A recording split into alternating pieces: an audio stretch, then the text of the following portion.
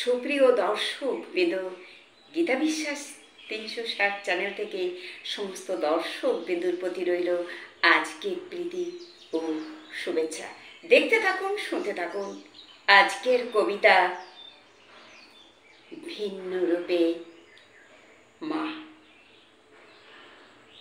হ্যাঁ বন্ধুরা, একটু শোনাবো, ভালো লাগবে। মা, মা কি বলছিস খোকা? আমাকে একটু গাড়ি কিনে দাও না। তুই তো জানিস বাবা কটা টাকা পায়, আমি কি করে গাড়ি কিনে দেব বল?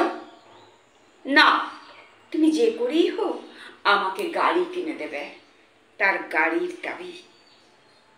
মা অনেক করে বাবাকে বলে গাড়ি কিনল। গাড়ি কিনে ছেলে যখন গাড়ি চালাতে গেল, একটাই ছেলে, গাড়ি চালিয়ে আর বাড়ি ফেরেনি। প্রথম দিনে বনগাঁর উত্তরে একটা রাস্তায় ও অ্যাক্সিডেন্ট করে, বাড়ি বনগাঁতে। এইবার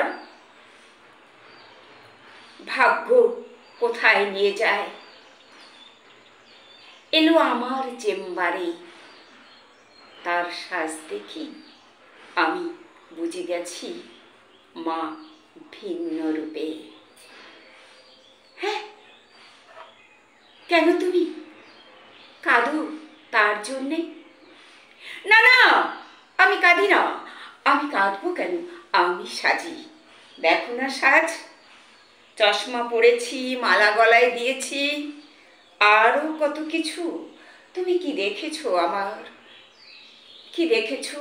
আমি খুব সাজি, শুধু ভুলে থাকি, শুধু ভুলে থাকি সেই সন্তান যাতে আমার মনে না আসে।